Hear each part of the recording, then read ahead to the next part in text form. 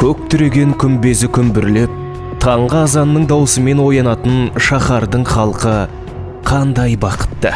Қазақстан мұсылмандары діни басқармасының 30 жылдыққа 30 игі шара жобасы аясында Маңғыстау облысы өкілдігінің ұйымдастыруымен 9-10 қазан күндері әдемі әуезді азаншы атты 4-ші республикалық азаншылар жарысы өтеді. Сайысқа еліміздің әр облысы мен ірі қалаларынан 20-ға жуық азаншылар қатысады. Өтетін орны облыстық Бекет ата мешіті. Сайыс Ақтау ТВ телеарнасынан тікелей эфирде көрсетіледі. Сонымен бірге Ақтау ТВ телеарнасының Қазақстан мұсылмандары діни басқармасының Хикмет студиясы және Муфтият облыстық Бекет ата мешітінің YouTube арналарынан тамашалай аласыздар.